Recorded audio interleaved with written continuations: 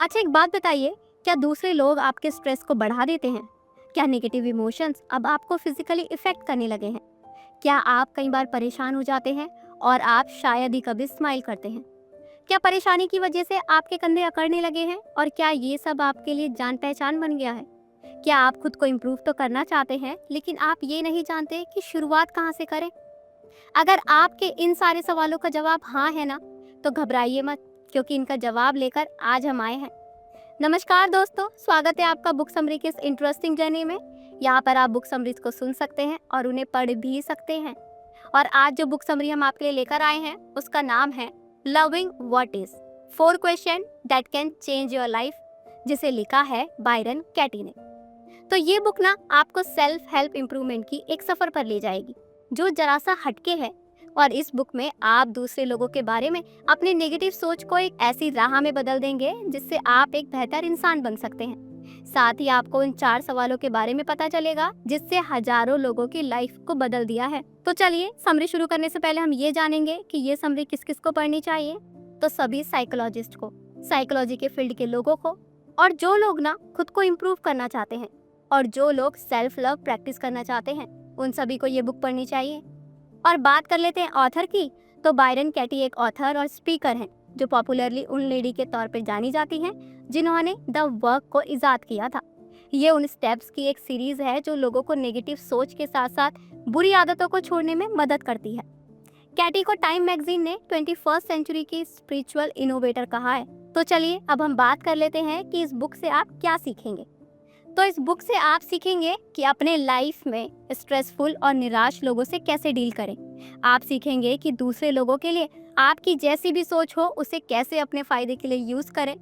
सबसे जरूरी बात, आप 4 सवाल और एक वर्कशीट के बारे में जानेंगे जो आपको अपनी लाइफ बदलने में मदद कर सकती है।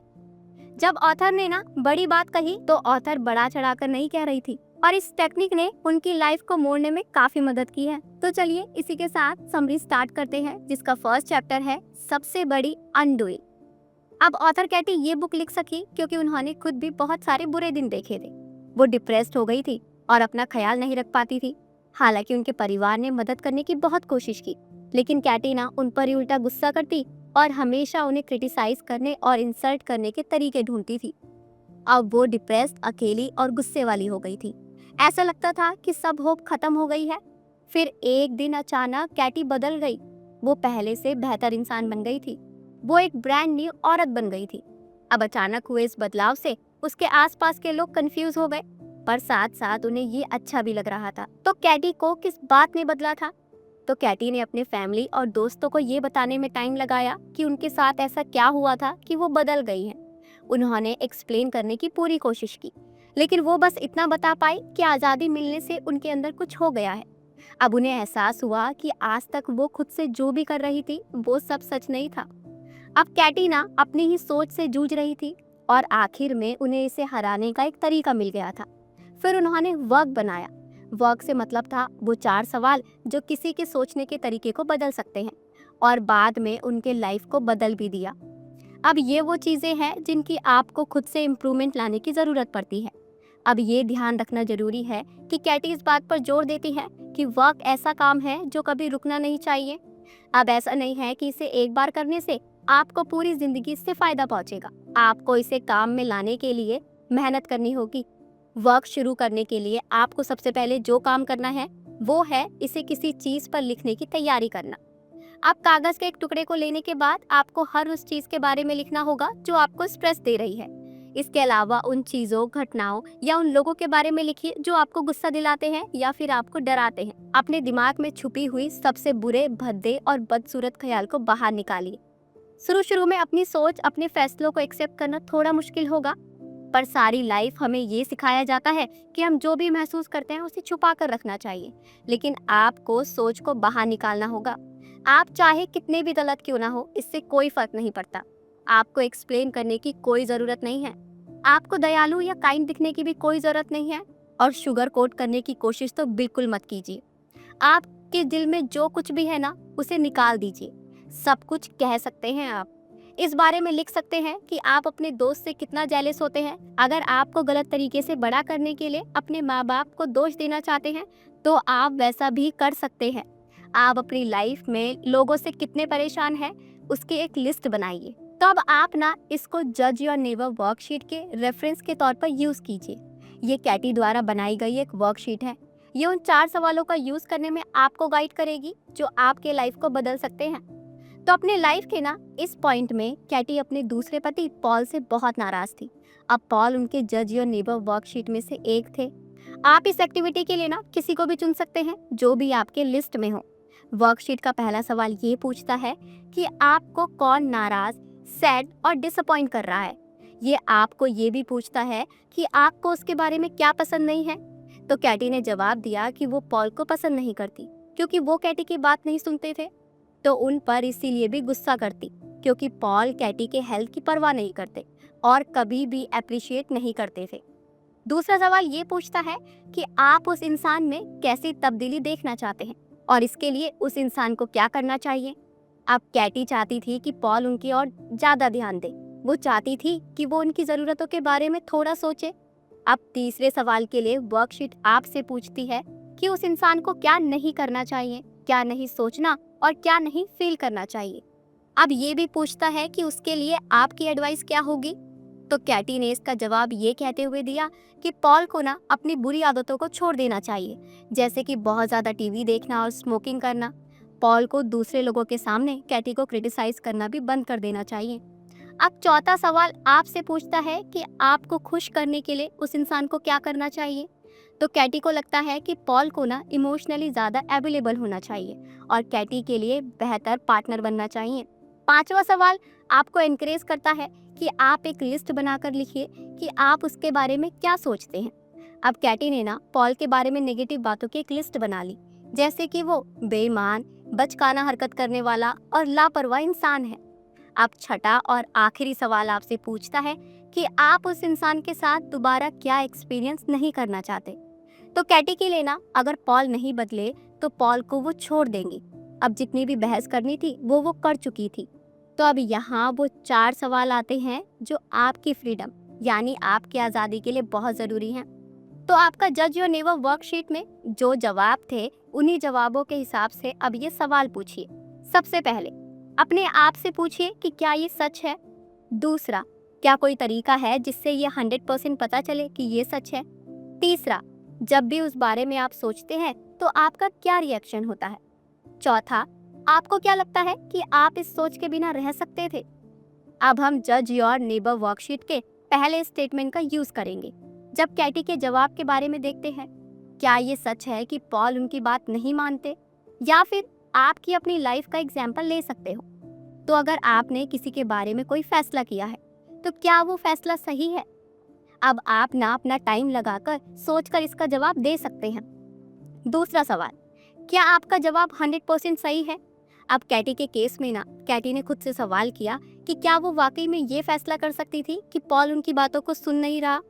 अब उन्होंने आगे खुद से सवाल किया कि क्या कुछ पल ऐसे भी थे जब उन्होंने खुद भी किसी और को ना सुना हो। तो जवाब आया हाँ, कैटी ने भी ऐसा किया था। कैटी ने कहा कि जब पॉल उनकी बातों को नहीं सुनते तो वो पॉल को इग्नोर करना शुरू कर देती हैं। वो ऊंची आवाज़ में और तेज बोलना शुरू कर देती हैं ताकि पॉल उनकी बात सुन ले। तो जब भी कोई इंसान या कोई बात आपके स्ट्रेस, गुस्सा और डिसअपॉइंटमेंट का कारण बनता है ना, तो आप पर क्या गुजरती है।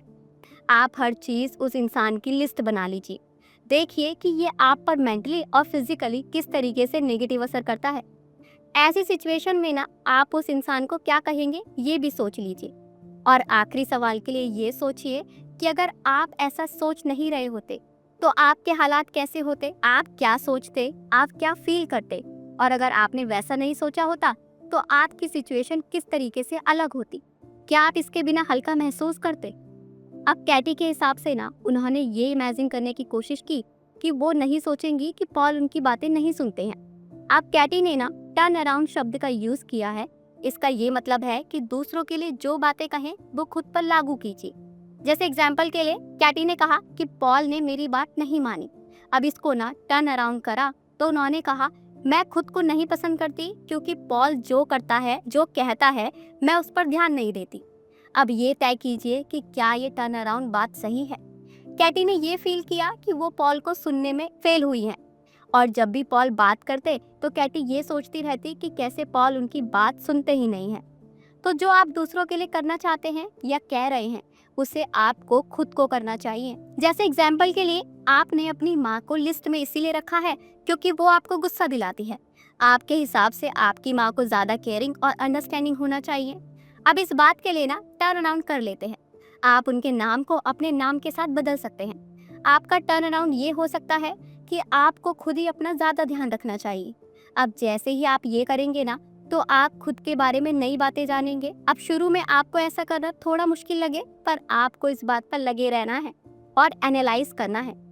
आपने जिस सच को जानने के लिए इतनी मेहनत की है, उस सच को दबने मत दीजिए। कपल और फैमिली लाइफ पर वर्क करना। अब वर्क करना मतलब खुद को इम्प्रूव करना होता है, और आप ना अपने आसपास के लोगों से बहुत इन्फॉर्मेशन ले सकते हैं। आपकी फैमिली, दोस्त और बच्चे आपको खुद के बारे में ऐसी बातें जानने में मदद करेंगे जिसके बारे में आप पहले नहीं जानते थे। ये आपको टीचर की तरह सिखाएंगे और आपको इनकी बातों को ना सुनना चाहिए। अब ये वही बात है जिसके साथ एलिजाबेथ जूझ रही थी। उन्होंने कैटी की मदद मांगी क्योंकि एलिजाबेथ को लगता था कि उनका बेटा क्रिस्टोफर उनको नेग्लेक्ट करता है। अब आप थोड़ी देर में देखेंगे कि इस प्रॉब्लम का तो उनके बेटे के साथ कोई लेना देना नहीं था, बल्कि ये प्रॉब्लम ना खुद एलिजाबेथ के साथ जुड़ी हुई थी। अब वर्क शुरू करने के लिए एलिजाबेथ ने वर्कशीट भरा। उन्होंने काफी टाइम लगाकर और गहराई से सोचा कि वो उसमें क्या लिखे। आखिर में वो कैटी के साथ इस पर डिस्कस करती हैं।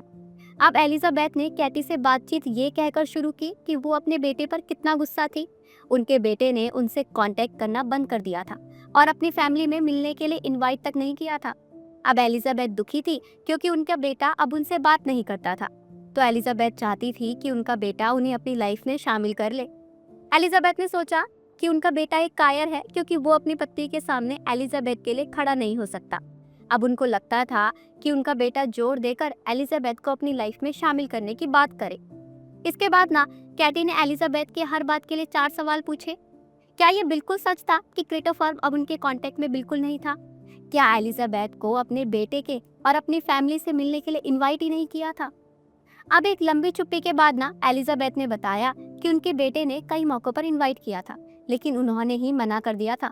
अब ये पूछे जाने पर कि क्रिस्टोफर के बारे में उन्हें कैसा लगता है जब वो इनवाइट नहीं करता, तो एलिजाबेथ ने कहा कि वो परेशान हो जाती हैं और गुस्सा भी आता है। इसके बाद ना उन्होंने एलिजाबेथ की अगली बात पर काम किया, जिसमें उन्होंने बताया कि उनके बेटे को अपने पास बुलाने की इच्छा जताई थी।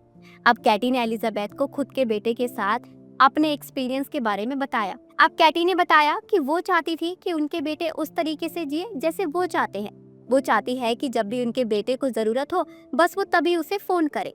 अब कैटी परेशान नहीं होती और अक्सर वो ही खुद अपने बेटे को फोन कर लिया करती है। अब कैटी ने तब एलिजाबेथ से एक सवाल पूछा। अगर एलिजाबेथ का बेटे के लिए ये कड़वाहट नहीं होती तो वो कैसी होती? क्या वो अभी भी अपने बेटे की फैमिली पर जबरदस्ती खुद को थोपना चाहती है? अब भले ही उनका बेटा ऐसा नहीं चाहता है, तो एलिजाबेथ ने कहा कि वो ऐसा नहीं चाहती।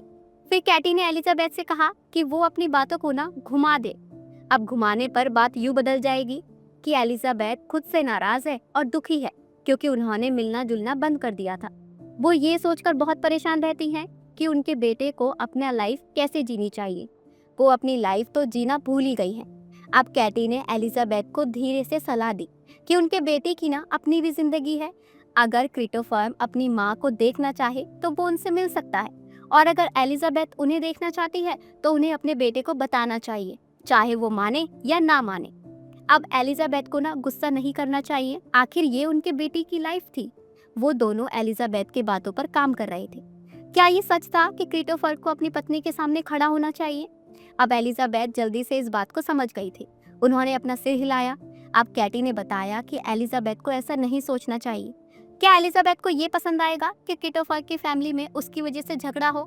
अब जवाब में ना आया। तो एलिजाबेथ ने महसूस किया कि उन्हें यकीन रखना चाहिए कि उनका बेटा वही कर रहा है जो वो अपनी फैमिली को एक साथ रखने के लिए कर सकता है। उन्हें अपने बेटे के फैसले पर भरोसा करना चाहिए। अब बहुत बार ना हम कंफ्यूज हो जाते हैं। हम जैसा महसूस करते हैं और जैसे काम करते हैं, उसके लिए हम दूसरे लोगों को दोष देते रहते हैं। हमें अपनी ही सच्चाई का सामना करना चाहिए। हमें अपने अंदर देखना होगा कि क्या ये प्रॉब्लम सिर्फ हमारी है, और एक बार जब हमें पता चल जाएगा कि हम खुद ही अपनी प्रॉब्लम है, तो हमें इसे सुलझाना शुरू कर देना चाहिए। इस तरीके से ना द वर्क काम करता है। अब तक ना हमने 4 सवालों और वर्कशीट के बारे में बात की है। हमने एलिजाबेथ की कहानी और उनके सफ़र के बारे में सुना। अब आपके पास द वर्क के बारे में गहराई से सीखने का मौका है। इस प्रोसेस का गहरा नॉलेज ना आपको अपनी सेल्फ अवेयरनेस को इम्प्रूव करने में मदद करेगा। ये हमें ईमानदारी से बताएगा और कभी कभी बड़े दुख के साथ ना हमारे हर डायमेंशन के बारे में बताएगा। अब पहले सवाल के लिए क्या आपका विचार सही है? आप इस सवाल पर सिर्फ हाँ या ना में जवाब दे सकते हैं। हालांकि अगर आपको इस सवाल का जवाब आसानी से ना आए तो अपने आप से पूछिए कि आपके सोच की असलियत क्या है। अब कैटी ने कहा कि पॉल को बहुत ज़्यादा टीवी नहीं देखना चाहिए। अब सच तो ये है कि पॉल वाकई में ज़रूरत से ज़्यादा टीवी देखते हैं। अब जैसे एक मछली तैरती है और एक बिल्ली फुदकती रहती है और पॉल टीवी देखते रहते हैं। यही तो सच्चाई है। अब कैटी ऐसा नहीं चाहती थी, लेकिन अभी की सच्चाई तो यही थी। तो कैटी की सोच थी कि पॉल को ऐसा नहीं करना चाहिए। इस सोच ने ना उसका स्ट्रेस बढ़ा रखा था और हमारे साथ असलियत में क्या होना चाहिए और क्या नहीं होना चाहिए उस पर हमारा कोई जोर नहीं चलता।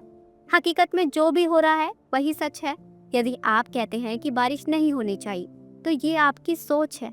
आप असलियत में जो चाहते हैं उस पर अपनी सोच को नहीं थोप सकते।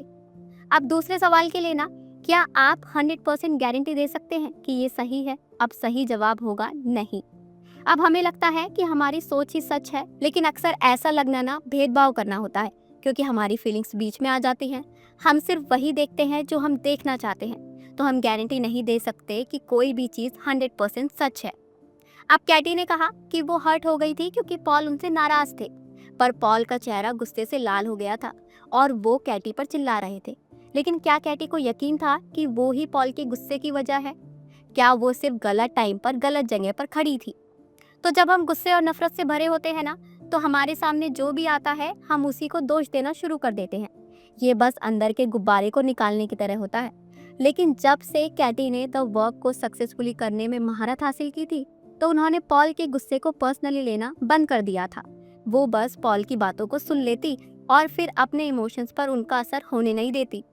अब तीसरे सवाल के लिए ना, जब आपने वो बात सोची तो आपका क्या रिएक्शन था? तो आप देखेंगे कि आप एनीस फील करना शुरू कर देंगे और आपको अभी पता चला है कि आपकी पहली सोच सच थी ही नहीं, आप खुद को धोखा दे रहे थे। हालांकि ये सोच एक झूठ थी, लेकिन आप इसकी वजह से स्ट्रेस और गुस्सा फील कर रहे थे। ये आपके मूड को खराब कर देता है। लेकिन अगर आप उस सोच को पकड़कर नहीं रखते तो आप रिलैक्स और पीसफुल फील करेंगे। पर कैटी आपसे ये नहीं कह रही कि आपको अपनी सोच छोड़ देनी चाहिए। वो जानती है कि ये इतना आसान नहीं है, लेकिन वो हर किसी एक इंसान को एनालाइज करती है जो द वर्क को यूज करके ये जानना चाहता है कि उन्हें कौन सी सोच को छोड़ना चाहिए। तो जैसे जैसे आप अपनी सोच को छोड़ते जाएंगे, आप खुद को फ्री फील करते रहेंगे। और चौथा और आखिरी सवाल के लिए, आप अगर वैसी सोच नहीं रखते तो आप कैसे होते? अब ये करना ना आपको पीसफुल बनाएगा। हालांकि जवाब ढूंढने में जल्दबाजी मत कीजिए, सवाल के साथ बैठिए और जो कुछ भी मन में आए उसे लिख लीजिए। कैटी ने अपनी वर्कशीट में लिखा था कि पॉल उनके साथ काइंड नहीं है। अब उन्होंने इस बात को टर्न अराउंड करके कहा, वो भी पॉल के साथ काइंड नहीं थी। पॉल ने शायद उस दिन एक बार उनका इंसल्ट किया था, लेकिन कैटी ने अपने मन में ही पॉल को कई बार और बहुत ज़्यादा इंसल्ट किया था। वो इसके बारे में सोचती रही और इस प्रोसेस में वो खुद को ही इंसल्ट कर रही थी। अब कैटी ने महसूस किया कि पॉल का काइंड ना होने की बात से ज़्यादा सच बात यह है कि वो खुद पॉल के साथ काइंड नहीं थी। अब वो समझ गई थी कि प्रॉब्लम उन्हीं के अंदर है। इस एहसास ने ना उन्हें आज़ाद कर दिया था। लविंग व्हाट इज समरी के 5th पार्ट में हम बात करेंगे सेल्फ जजमेंट की। तो सेल्फ जजमेंट पर वर्क करना यानी जैसे जैसे आप 4 सवालों को यूज़ करेंगे, अपनी इंक्वायरी के गहराई में जाते रहेंगे, तो आप ना खुद को एक स्टेज पर रखते हैं। खुद के बारे में हमारी एक कॉमन सोच होती है और वो ये कि हम फेलियर हैं। क्या ये सच है कि आप फेलियर हैं? आपका मन आपको इसका जवाब हाँ कहने के लिए मजबूर करेगा। अब आपको लगेगा कि आपके पेरेंट और आपके दोस्त को लगता है कि आप फेलियर हैं, लेकिन क्या आपको पूरा भरोसा है कि आप वाकई में एक फेलियर हैं? फिर इसके बारे में भी कुछ और सोचिए। आपकी सोच के पीछे क्या कोई ठोस वजह है? आप देखेंगे कि आपका जवाब ना होगा, क्योंकि आपके पास कोई वजह है ही नहीं। अब ये सोचिए कि आप कैसे रिएक्ट करेंगे। क्या आपको लगता है कि आपके कंधे भारी हो रहे हैं? क्या आप अपने गले में लम्स फील कर रहे हैं? अब आपको जब भी ऐसा लगता है कि आप फेल हो गए हैं, तो आप जो कुछ भी करते हैं उसकी लिस्ट बनाइए। सेल्फ जजमेंट में ना टर्न अराउंड बातें होती हैं जिसके बारे में फैसला करना आसान होता है। अब जैसे मैं एक फेलियर हूँ के टर्न अराउंड होगा मैं एक फेलियर नहीं हूँ, या फिर हो सकता है कि मैं एक सक्सेसफुल हूँ। अब आपने अभी तक खुद को एक फेलियर बताकर इतना टाइम बिता दिया है, इसीलिए ना आप टर्न अराउंड पर ध्यान दीजिए। अब जिस भी बात या काम में आप सक्सेसफुल हैं उसे लिखिए। ये कुछ भी हो सकता है, कितनी ही छोटी या सिंपल बात क्यों ना हो, आप उसे लिख सकते हैं। अब हर दिन के ना अपनी 3 सक्सेस को ढूंढने की आदत बनाइए और आखिर में मैं को मेरी सोच में बदलने की कोशिश कीजिए। अब ये कहने की बजाय कि मैं अनसक्सेसफुल हूँ, ये कहिए कि मेरी सोच अनसक्सेसफुल है, खासकर तब जब बात आपकी खुद की हो रही हो। तो इससे ना आपको ये एहसास होगा कि अनसक्सेसफुल होना सिर्फ आपकी सोच है, बल्कि आप नहीं। तो दोस्तों, इसी के साथ अब हम आ पहुंचे इस समरी के कंक्लूजन पर, यानी आपने इस बुक से क्या सीखा। आपने इस समरी में ना वर्क के बारे में सीखा और कैसे ये अपने आप को एक बेहतर तरीके में ढालने का एक प्रोसेस है। अब ऑथर कैटी ने वर्कशीट और 4 सवाल को इंट्रोड्यूस किया है जो उन चीज़ों को देखने में किसी की भी मदद कर सकता है जिस पर उन्हें काम करने की ज़रूरत होती है। आपने सीखा कि वर्क पर अपना सफ़र शुरू करने के लिए आपको अपनी सोच और ख्यालों को एक्सेप्ट करना होगा। आपको हैरानी होगी कि दूसरों के बारे में आपकी जो भी सोच या ख्याल हैं वो वही बातें हैं जिन्हें आपको खुद में सुधारना होगा, अब दूसरों में नहीं। हालांकि खुद को छोड़कर दूसरे लोगों में दोष ढूंढना आसान होता है। लोगों के बारे में आपकी जितनी भी गलत या खराब सोच है, आप उसकी लिमिट बनाइए। यही आपको इम्प्रूव करने में मदद कर सकती है।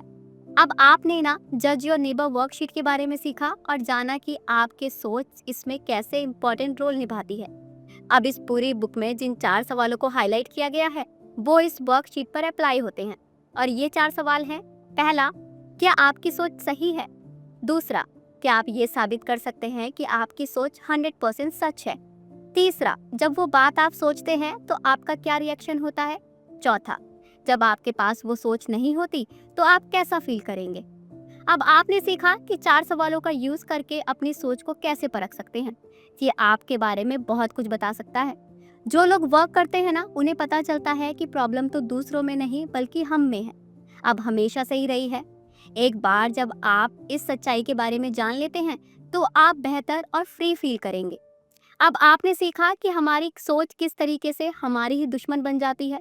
हम हकीकत को बदलने की कोशिश करते हैं, हालांकि हकीकत को कभी बदला नहीं जा सकता क्योंकि हकीकत ही सच होती है।